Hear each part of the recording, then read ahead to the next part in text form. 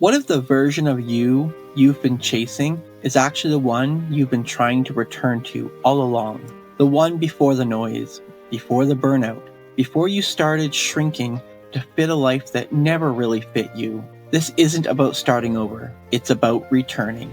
Returning to your soul, returning to your truth, the version of you that has always been meant to be. Each week, we're going to offer up real stories, hard-earned wisdom, and practical tools from powerful returns to help you reconnect with who you are and why you're here. I'm your host, Bryan White, and this is The Return Project.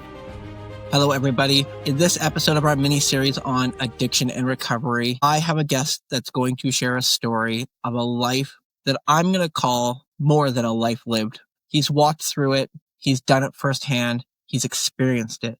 This is a man who is going to share his story of recovery, of addiction, all from a very firsthand experience. I'm going to pre-reference this a little bit that this story is going to be raw. It's going to be from the experience of someone who has truly lived the darkest side of the world. Across from me, I have Mike Jarrell. He is here to, share his wisdom, how he transformed his life, and give us some insight on a firsthand knowledge of what addiction really is, living through, experiencing, and walking out the other side. So, Mike, thank you so much for joining us. I can't wait to hear this story of your life. It's one that when I had the opportunity to read a bit about it, as I told the audience here, it's a life and a half that you've lived. Yeah. It's been a long road. I'm just fixing to be 47 years old, and I think I've packed enough for two people in my life. But I was born to, like I said, teenage parents. My dad was only 16 or 17 when I was born. My mom was 18, almost 19. They're very young, both of them drug addicts themselves. And my biological dad was abusive. Later on in life, I went through some hypnotherapy and found out that I was there when he'd set my mother's face on fire. And that was the event that caused them to get divorced.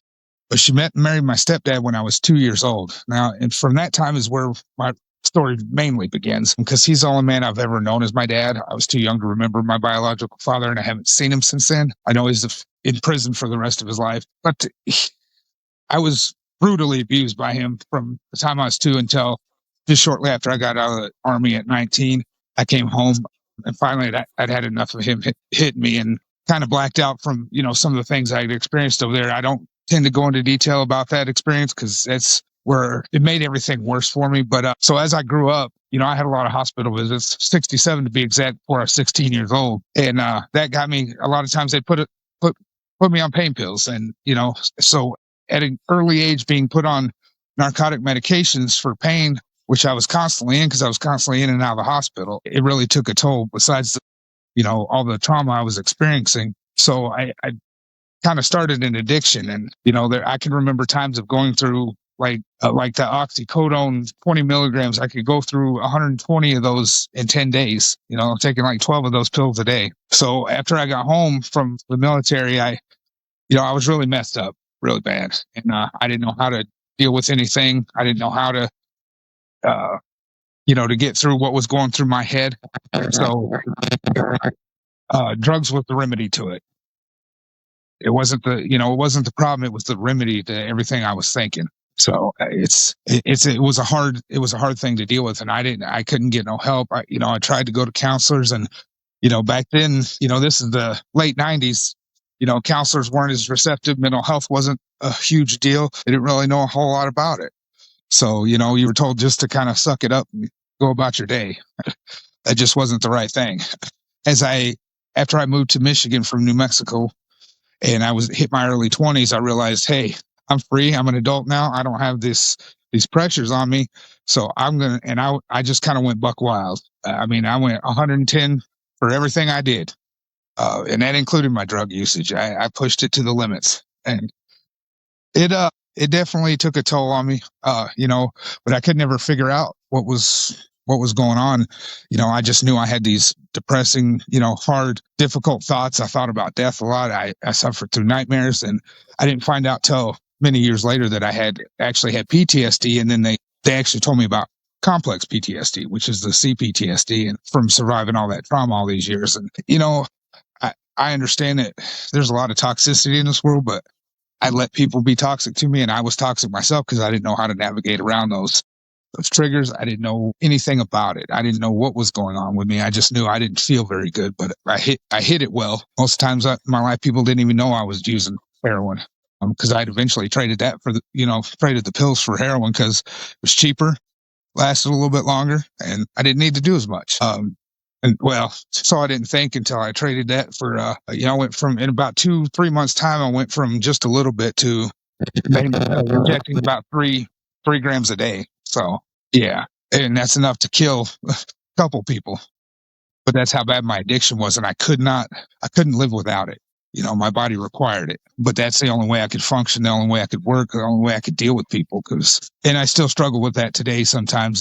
Me being around too many people gets me like overwhelmed and overstimulated, and it's really difficult. But I manage it now myself. But it took me a long time to realize what was going on. In fact, I ended up going to prison at 40 years old for selling drugs to support my habit. And that opened my eyes. And that's kind of where I took that step to say, hey, I need to do something. I need to change my life, and I need to not rely on anybody else. So once I got out of prison and I was on parole, I understood that it changed me, but I didn't really change my behaviors. And they actually got worse because now I don't care. I've already been in a dangerous situation. I just don't care. And when I started seeing this, I'm like, I'm going to end up back in here. So I left Michigan, left where I'd been for 20 years, and decided to start all over. And it took me a little bit.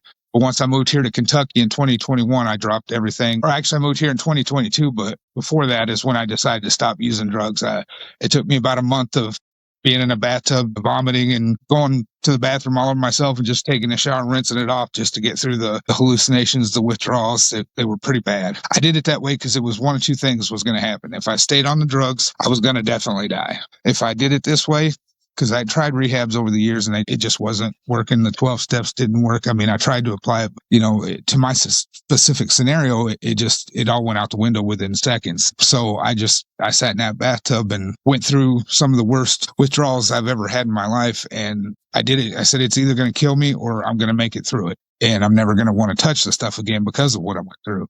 And now, even if I were to see it now, I'd probably be sick to my stomach. Even talking about it kind of starts getting me a little queasy. So that was my real turning point. And so I started working when I moved here to Kentucky and started working hard. And I still wasn't happy though. And then I lost one of my brothers to suicide. And that's when it hit me right there. Cause I remembered that he was always the happy person, making everybody happy and laugh. And for him to do something like this was so unexpected that, maybe he found his peace. And if I can find some peace and light in this situation, I can find it in anything. So that's when I started taking the life coach courses and actually applying them to my life. And then started practicing mindfulness and learned about cognitive behavioral therapy and how I changed my mindset. And that started changing things. They started opening doors.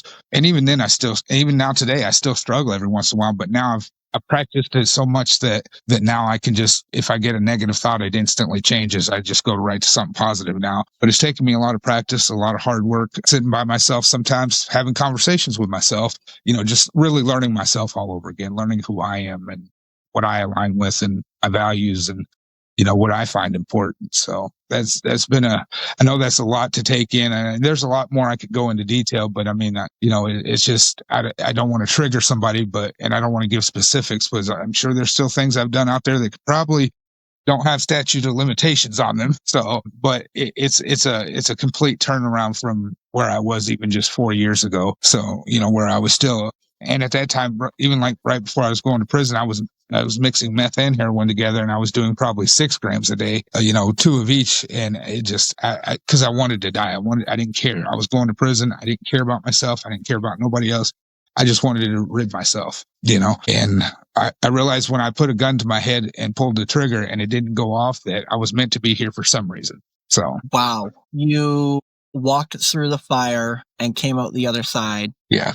And there has to be an absolute purpose for that. There has to be a reason. As you said, you were put in that situation where the gun didn't go off. You share these kind of stories and you've walked this kind of life, and you're sitting here today in front of us is nothing more than a miracle. Absolutely. There's so many points in your life and in that story that you could have gone completely different directions. You could not be with us today. There's so many points where you did it the hard way. in your lifetime. Like, you fought to get where you are today. Yeah, and that's kind of what I explain to people is like, because they're like, because my dad that raised me, he's passed on. My mom's passed on now, and he's the only dad I've ever known. And everybody's like, well, how can you forgive him for what he did? I said, because I look at it this way. Yes, what he did was wrong. And yes, it put me into this lifestyle. But at 15, 16 years old, I know right from wrong. I know what's good for me and what's not. But he also taught me something, that I'm strong enough to fight battles, that even after he was gone and out of the picture, that I was going to step into a world there where people were going to, put my life in jeopardy and try to take me out of this world, and couldn't, and that's what that taught me, was that I can handle anything. Yes, it wasn't it wasn't great. It wasn't fun to go through, but I learned something from it. And I realized later on that I have to look at this in a good light. I can't let this define who I am, because it's going to ruin my life. And it did for a long time. And a lot of people do. A lot of people want to compare trauma. My trauma is no comparison. It's not any better or any worse than anyone else's, but it was difficult. I mean, I've survived things that, like, I've had people try to attempt my life with, arsenic laced heroin, that I didn't even know about. I've had people try to stab me, I've been shot at. I was with one of the outlaw motorcycle clubs for a long time, followed in my dad's footsteps. And as much as that's still, it's not the lifestyle that they portray on the media, but there are elements to it that you have to understand, that if you're not a strong-willed person, if you're not strong in your moral capability, if you're not strong enough in your mind, it can take you down and take you out, and will, because you cross the wrong line with somebody, and somebody will, take that extreme, in those types of environments. They will take that extreme because it's completely normal for them. So you walked through the fire, as we just said, onto the other side. And I want to know, how did you discover life coaching? How did you discover what it was that you wanted to do next, and how you were going to use the story and the life you'd lived to start shaping other people's lives, and tell them that if you can walk through it, so can they? Well, I was working a night shift at a job, and we were working ungodly hours. I mean, we'd work 6-7 days a week, 12 hours a day. And I'm like, this just is not what I want for my life. And I was thinking one night, there's got to be something, because when I was in the military, I did something that was based on psychology, was what my job was. I'm like, I can't use that, because I was administratively separated from the Army, which is fine. I would have to go back to college, but what can I do now to at least start this? Because I already know the information. And so I started doing some research, and I thought about going back to college for psychology. And I'm like, no, because I'm the type of person, I have no filter, and I have a lot of empathy, but I have no sympathy. And for the people out there that just, there's people out there that really need help, and there's people out there that just complain about every little bit of thing that, thinking it's the world's end. Though that's the type of people I'd say, listen, this is not, and I'm just going to be real with them, because I don't sugarcoat anything, and I just don't want to get sued, to be honest. Yep, I get that very much so. Let's actually dissect that a little bit, and so that people really understand what the difference between having that empathy and being able to coach somebody, right, and somebody who's just looking for sympathy. Right. Well, it's like this. Like, if somebody really needs help, they're not going to actually just come to you. And, with coaching, you have to be like their best friend. You have to start from the here and now, because chances are most people have been to counseling. They know their diagnosis. They know what they're going through. I don't need to rehash that for them. What I try to do is I try to coach them and start live in the present, start from here and now, and be presently available. Don't worry about the past. It's gone. The future hasn't happened. And the steps you take today make your future. Everything you do now determines your future. So you get to decide your destiny. So that's kind of where I coach people and try to encourage them that changing your thought process and how you see, looking at things through perspective instead of our own perception, opens up a whole world of opportunities. Whereas if somebody, in having empathy, is understanding and looking at it, putting yourself in their shoes and understanding what they've been through and trying to guide them into where they can, put themselves in other situations and understand that it's not always about you. When somebody says, you're a terrible person and it makes you feel down, it doesn't mean that you are a terrible person. You know better. It just means that person has something inside of them, and that you can look at them and go, okay, and be calm about it, and knowing that it's something inside of them. That's not your problem.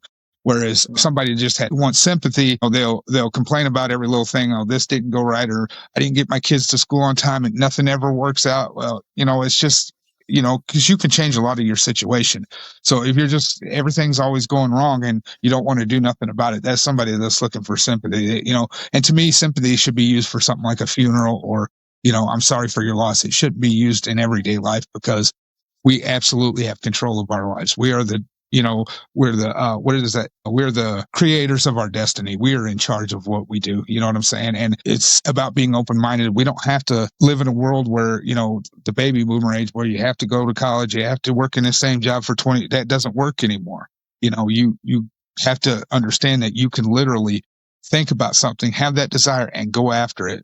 Two of the books I've really read that I like is Think and Grow Rich by Napoleon Hill, I think, it's Napoleon Hill or Neville Goddard, one of the two. And then Marcus Aurelius's Meditations, which is a journal of his life and about Stoicism. And those two books are really, really powerful in, understanding yourself. What a space it is to really start being able to understand ourselves and start to make those transitions. I'm very curious to know, how did you start to begin to change your beliefs and your self-love? You come from a place that there probably was some pretty toxic and messed up beliefs and some really poor self-love, and you radically changed that. What were some of the core components, and how did you start to alter those beliefs, those thoughts, and that mindset around those? What I did was when I wrote my book, How to Find Happiness in the Worst Possible Times, that was a core program I had. Was that was one of because to get the Master Life Coach certification, I had to take 4 others. And one of those was happiness. And the whole premise behind it was when I realized that our belief systems could be limiting or empowering. And I'm like, wait a minute here, that makes sense. And it's the number one reason why we don't change or we don't grow, but it's the second step. There's 6 steps to changing that. But limiting beliefs is the biggest one. And so when I went down, I wrote down everything that I'd ever been taught or what I thought about myself from other people or anything that just didn't make me feel good. And I wrote that down.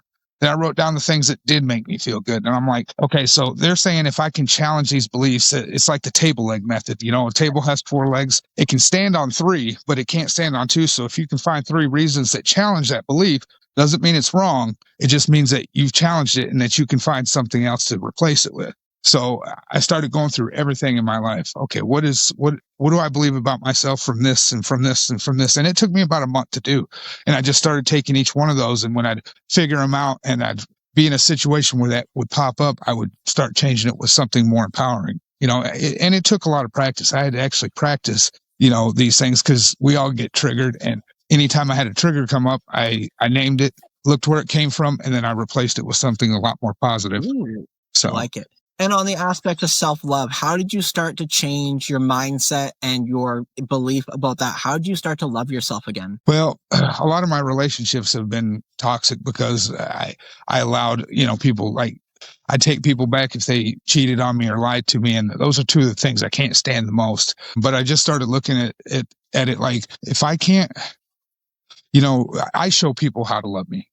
I teach these people how to love me because when you're getting to know someone, they can't make you happy or can't love you if you don't know how to love yourself. So I started just being selfish for my own self. Like if I couldn't help somebody, I said, look, I can't help you right now, because I'm the type of person, if I tell you I'm going to do something, I have to do it no matter what. I will not allow myself to not do it. There's no excuse for it to ever get out of it at any time to me. And I hold myself to that standard. So if I can't help somebody, I just say, hey, look, I got to take care of this. I got to take care of me first. And I just started putting myself first because that's ultimately what it is, because nobody's going to do it for me. Nobody's going to be there unless I'm there for myself. Okay. So you're summing this up almost better than I wrote it in my own book. The book I've got behind me here, you can see, is called Get Selfish, Filling Your Bucket First. And I'm sitting here relating to everything you're saying over the top, because in my philosophy is that you cannot pour out with abundance to other people until your cup is full. And if your cup is full of holes, toxic and muddy, invasive weeds have crept in, you're held together by Band-Aids and cover-ups, well, what good is that going to do when the faster you fill it, the faster it pours out? Absolutely. Until you have that ability to have a full brimming bucket that's clean and beautiful and inside and out. Yes. How can you create those extra ripples and pour out to other people? If you've got nothing in your bucket, nothing in your tank, how do we pour out? So I love what you're saying. And I like that you even said about getting selfish, because it is that philosophy that it is about sometimes putting ourselves first and making sure that we are healthy, we are loved, and we know who we are. Yep. And today, in today's society, everybody preaches that it's not okay to be selfish, but you're not being really selfish in a bad way. You're being selfish for your time and your what you need in life. And you matter. You're the most important person in your life. You have to invest in yourself. And it's like, I've had people come to me, and I've trying to, in order, like, not to trade so much time for money, I've started offering my coaching programs free for those in need, because here's the thing. If I can get just a few people that see how it works, I can get more, and then ultimately the rest will come. It's not that I don't need to make money, but I also tell people, here's the thing. Yes, it's expensive. The reason why it's expensive is because you need to invest in yourself the most. That's the best investment you're ever going to do, because it's going to open a world of opportunities. So if you'd spend, $300-400 or $1,200 on an iPhone, why wouldn't you do it on making yourself better? I mean, you are more important than that phone is. You know what I'm saying? So why not invest in Absolutely, I do. yourself? That is the biggest thing. What's that? Yeah, I just want to take this forward here because you got my brain really spinning on a few things that have really got me really fired up here. That you're talking about investing into yourself and really putting yourself first. I'm really curious now to dive into the aspects of where did you start to invest in yourself and how did you do that? When you came from a life where I'm assuming that, you probably don't have thousands of dollars to go dropping. There's so many of us in a position that we're coming out of recovery where we don't have these giant exploding wallets to start investing in ourselves. We don't have that financial backing.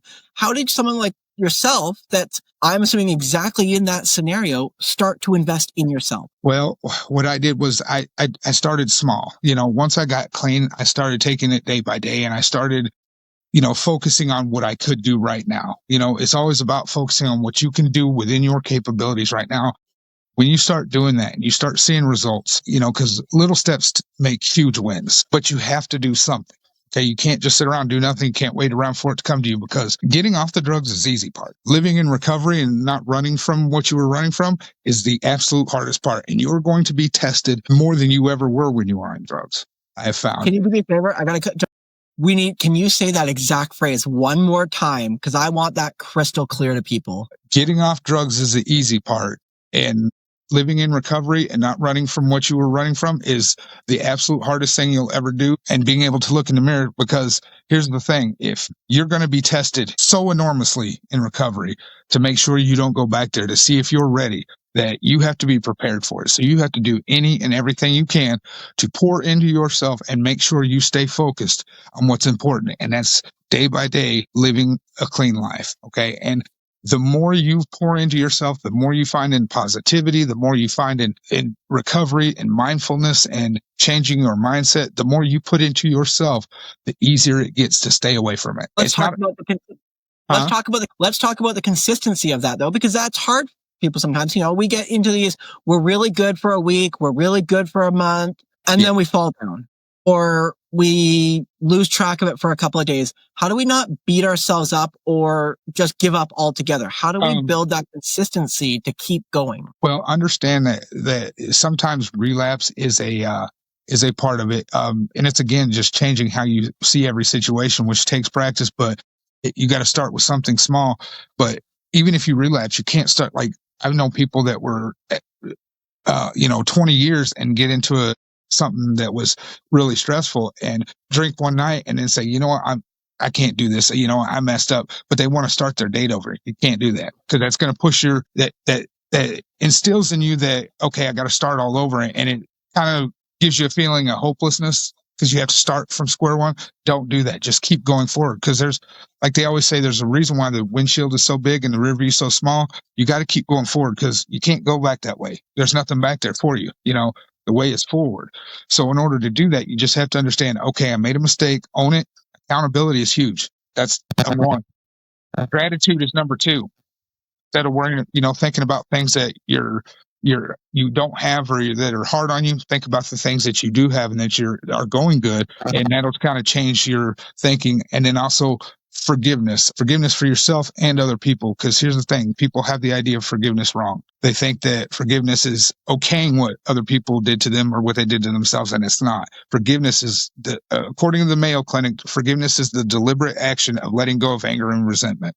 It's all you're doing is not letting it define you, not letting it hurt you anymore. Because here's the thing, not forgiving yourself or others is like taking poison and expecting someone else to die. One, you just answered my next question right out of my brain there. We were going to dig into the area of forgiveness, but let's dissect it even more, because to me, forgiveness is crucial, massive, and such a key important piece. But I want to know from your perspective, how much of a weight did finding forgiveness for yourself and for others lift off you? How freeing was that feeling of forgiveness? It was huge. And here's the thing. That's where I started. I started with the gratefulness second, and I should have started with it first, but I started with forgiveness first. And what I did was I was in a prison boot camp. So this is the second time I've been in boot camp. I'm getting ready. I have to go through this program and I get to go home on parole. I couldn't look at myself in the mirror, and we had 20 guys clamoring over 6 sinks trying to shave our faces. Boot camp is not the funnest thing in the world, but when I would get up to a mirror, I would start looking in the mirror and say, I love who I see today. I forgive myself. I'm a good person, and I'm doing better. I'm paying my debts, and I'm going to move forward. And about the third morning I started doing that, there was 20, 30 guys in his head trying to shave, and everybody had tears in their eyes because nobody else could do that. But I forced myself to do it. Say, look, I've got to forgive myself. I got to forgive everybody else. And I got to start being grateful that I'm about to go home. I was, sentenced on a first offense to 2 to 20 years. And if I didn't straighten up, I could keep going back until that 20-year sentence was the max. I lived in a state with 100% minimums for prison with truths in sentencing. And so they call it doing time on the installment plan. I didn't want to do that. I wanted to get off parole the first time, which is very difficult in prison. It's very difficult. They don't make it easy. And I made that happen, but I had a determination. Started with that desire, that determination. I was already, relearning discipline again. And so I just said, you know what? I'm going to forgive myself, forgive everybody else, because that's going to take a lot of this away from me. Because when I was in there, I read The Secret and The Four Gifts were the 2 books I started with. And that instilled something in me that really, really changed and started my journey, is that without gratitude and forgiveness, you're not going to go anywhere. You're not going to go anywhere. I'm kind of laughing because I'm starting to think that you wrote my book that I wrote here, because we're talking about the same things. I'm going, holy cow. But secondly, it's just confirmation that the information is valid, and it's backed by science, but that it's a system that works, Yeah. And the more people see that more people are coming out and expressing these values, these techniques, these tools, the more people see that it actually does work. And I'm getting a little emotional myself because I'm thinking about my morning routine and looking in the mirror, because that was a big piece of mine, the years ago when I looked in that mirror. And as men, this is like crucial. As men specifically, when we get up in the morning and we look in the mirror and we can't stare ourselves in the face or see who's looking back, that's hard. Yes, and I want to let's dive. I would tell you, sorry, I don't mean to cut, because it's society. And let's put this out here right now. Society tells men, and we have such a weight on our shoulders, men, that we cannot be vulnerable. We cannot be emotional. And I was taught that myself. You can't cry. You can't do this stuff. That men don't do that. And that's absolutely not true. I don't do it in front of people, but I will tell you, when I need to, I will go walk myself away. I need to go like we just had a coworker commit suicide the other day, and the owner came in and was talking to us at work, and me and some of the other guys that knew this man were getting emotional. I said, I got to go get a soda and compose myself. And he understood. I don't do it in front of people, but sometimes you have to let that out, and it's okay. It's okay to show some vulnerability. Now, you have to be careful of that, because don't show it to somebody that's going to be toxic and use that to weaponize it. But it is okay to be vulnerable to the safe people. You have to find safe people. And the more you start changing your mindset, you're going to lose those old people. Here's a big one. You're going to lose those people, and you're going to think, oh my God, it's alone. But you need that time, that isolation, that alone time to figure out yourself and what you want. And then eventually the better people start coming in, because you have to get rid of the old to bring in the new. It's just an important point. You've walked yourself through all these changes. You've done the hard work. You're doing this on a daily aspect. I'm still doing it. It leads me to wonder, when you started making these changes, did you start to notice new doors opening, new experiences coming your way, like the world around you? How did it change as you've been changing? I didn't start noticing some opportunities until I'd lost a job that I was working like 6-7 days a week, and I had 7 months. I live in a real small town here in Kentucky. Matter of fact, I live in the town that Kentucky Fried Chicken started in Corbin, and I couldn't find a job for several months. So I decided, I said, I'm not going to sit around here and pout and, be down and depressed. I got to do something. So that's where I started doing all this. I started with the studies, wrote some books. I started joining other groups on Facebook. I started actually doing TikTok videos, which I was never comfortable with. Now I do them all the time. And that's where most of my content is. Excuse me. But I noticed that people were starting to do like podcasts. They were starting to, hey, we want your story. We want to hear your story. And the more I did that, the more I focused on it, the more it came, and the more I worked on, the more it came. This last year, I've had to last year I was in a relationship. I realized it was starting to get toxic. I left, said, look, I got to go. And so I took some time to, learn those lessons that I still needed to learn, because there was some there still there. Like I said, the journey is the destination. I'm still working on myself. I still find things that trigger me, and from old things, because there's 30 something years of trauma or even 20 something years of trauma is not going to go away overnight. But I acknowledge that. I tell people all the time, look, sometimes I'm a mess, but I don't make my emotions anybody else's responsibility. I name them, I process them, and I let them go, and I'm okay. I'll never make it somebody else's responsibility, and I'll never say you made me feel this way, because nobody can make you feel a certain way. I live more in my thoughts than I do emotions, because thoughts can create emotions, which can create behaviors. But if I separate the thought and the emotional part, it allows me to think about it rationally. And that goes back to the cognitive function, which is addicts. We lose that, but you can get it back. You can work on it and get it back. It just takes some reframing. It's like, if your life's a movie, how would you want that movie to be portrayed? Would you want it to be portrayed as this drug addict and it's always down and depressed? Or do you want to rewrite that story and portray something different? And that's how they tell you to look at it as a movie. What do you want to write in this new script? Because it's ultimately yours. You can be anybody and do anything you want to do. It's up to you to change it. And as you change, you're going to find that more and more opportunities happen. Like I've been on calls with JT Fox, the billionaire. Been on calls with Dean Graziosi, some of these guys, big guys. I wasn't ready for some of those calls at the time, but I'm focusing, and I'm learning new stuff. I research a lot, especially business, because I'm not good at marketing. I have 3 books that should be selling off the charts, and I'm not good at marketing, but I'm getting there. And there's things that I still get tested on daily. I still go through struggles. There's things that come my way, and I even get guys at work like, this has been a hell of a day. How are you just staying calm? Because if I can't change it and I can't control it, it ain't for me to worry about, because it's not going to matter anyway. You're not going to do nothing about it, because you can't. Fix the things I can and move on. I love that mentality. I'm a big believer in the day-to-day philosophy of, if it is out of my control and I cannot fix it or deal with it in the here and now, or there's not a solution that I can do in my power, I'm not going to let it tip me over the edge. I'm not going to lose my mind about it. And I want to be able to focus on the positive sides of, okay, what can I do about this? How can I look at this? And what is going to be the outcome that I want to have for this? And here's the thing with that too, is it was because when you do change the things you're going to find that the stuff that you worry about that doesn't matter, that you can't change, that's what we mostly worry about. But that's where the more negative thinking you have, the more you worry about it, the more it's going to come, because your brain doesn't know far from reality. It thinks you want that, so it brings more to you. But when you take action to the things you can, you'll find that solutions work themselves out, and that a solution actually comes as better, because the things you don't need to worry about and that you can't control, they're going to happen how they're going to happen. It's not going to change your life, and it's not going to matter. If it's not going to matter in 6 months or a year from now, why worry about it? Okay. If it's something petty, just do what you can do and then move on, because your life is your journey and it ain't nobody else's to live. All the unnecessary drama and BS that goes along with it, just filter it out, because it doesn't matter. I want to jump back to something you talked about a few moments ago. We were touching base again back on your morning routine. And I truly believe that the morning routine that we put in place is so powerful. Yes. Do you have a particular morning routine? Do you have something you get up every morning and do, say, or think? Not so much a morning routine, because I work second shift, and a lot of times after work is when I'll do my business stuff. So I'm usually up till 4 or 5 in the morning before I go to sleep. So I'm usually going to bed around then.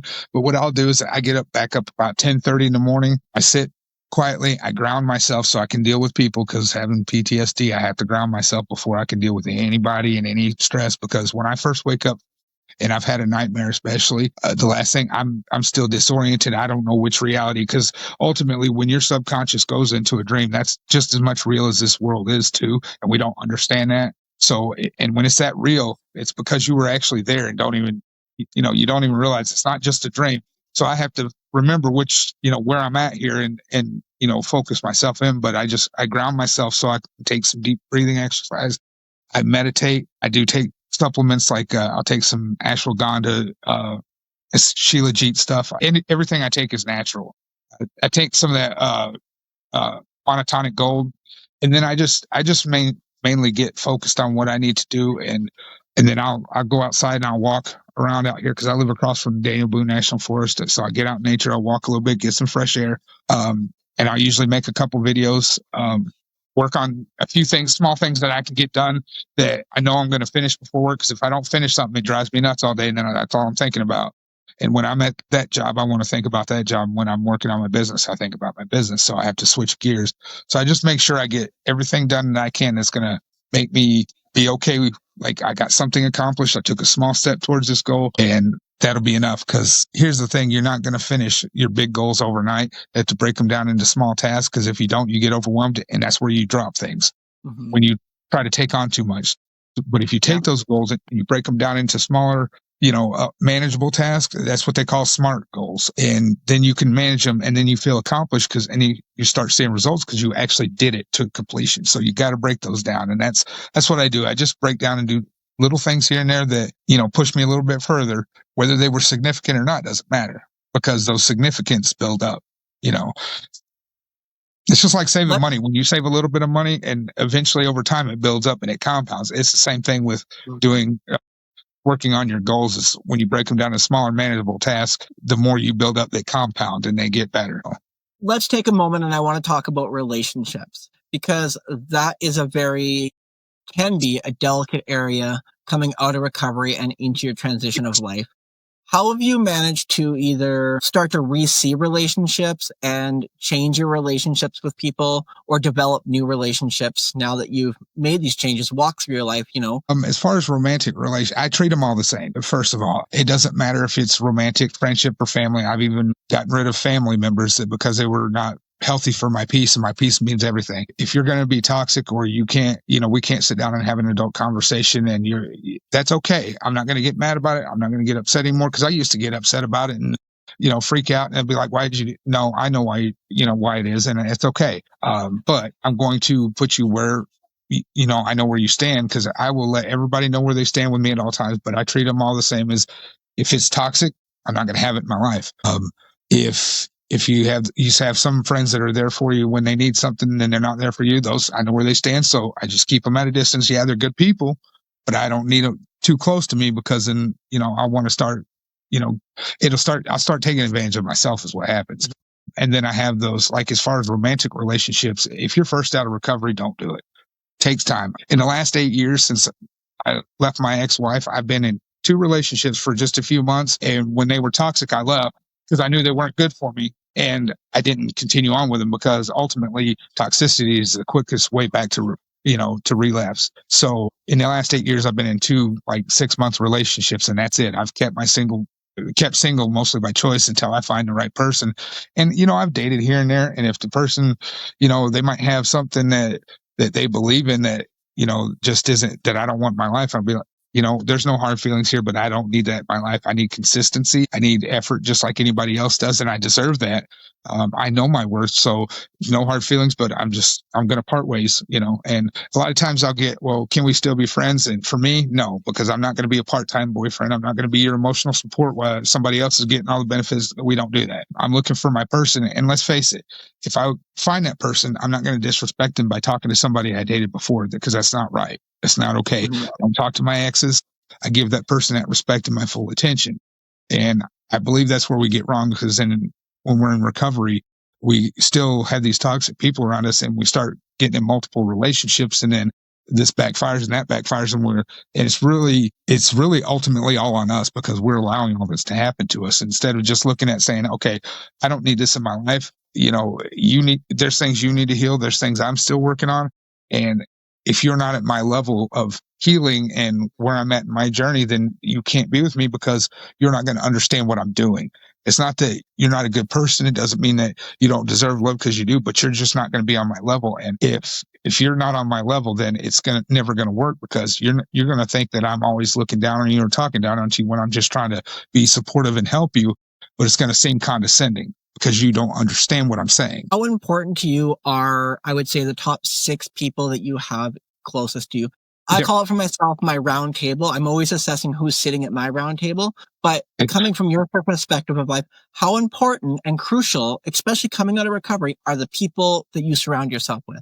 It's funny that you say that, because I follow Renee Rodriguez, who's a big speaker on influence and wealth and things like that. And there's a lot of it's influence and interpersonal relationships. And he says the 5 people you have around you the most will tell you exactly where you're at in life, because out of the 5 people, like, you're going to be, one of them's going to be the least wealthy, the least healed, and then there's going to be one that's going to be the most. And out of those 5 people, you're probably going to be the most healed.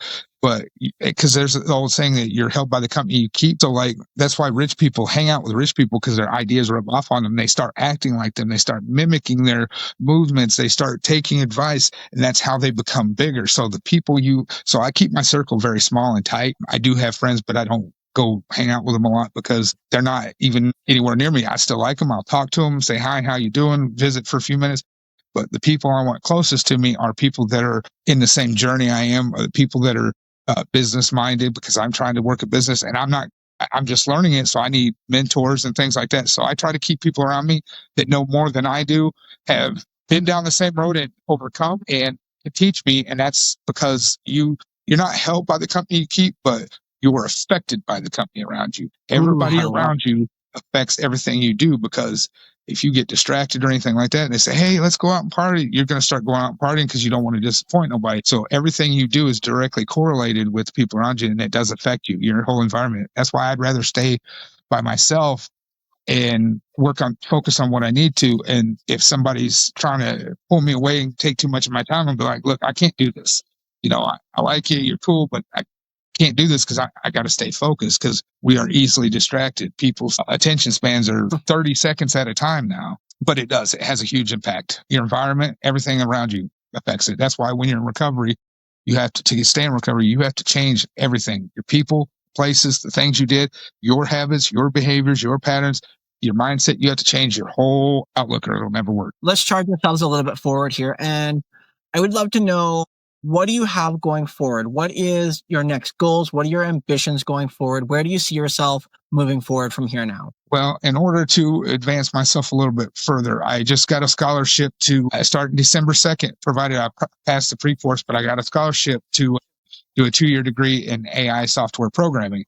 The reason why I'm doing that is because I always build my own electronics. I love programming. I've dabbled in it and I've learned a little bit, but I need a structured teaching method, because I do get distracted and go on to other things. I get hyper fixated, like you said earlier. So, but the whole thing's paid for. And so I figure if I get it, use it, because even somebody just starting out of school can make $100,000 a year at a normal job. But if I work for a company for, say, a year, and I get that real world experience, I can take these skills into my own business. I can build apps for other people that could help, or other businesses. So I'm using it as a stepping stone to project myself further. So I'm going to be pretty busy with that. And I still got to work a full-time job too. So I got to balance those two. So that's my next goal, is to learn that skill, with the AI and the Python programming. So that way I can, it'll not just invest in my future as far as the job goes, but I can use it for my business too. So, and then I can just sit at home and play on the computer all day and get paid for it. Well, first off, congratulations on that. That is a big feat. And you just kind of keep seeming to smash through things one after another here. And as we talked about earlier, doors are opening for you. This seems like a really good place to bring our conversation full circle. And at the end of every one of my podcasts, I like to pose a really deep and powerful question. And I can't wait to hear your answer to this. Okay. The question I pose to everybody is, what is your definition of truly living your best life?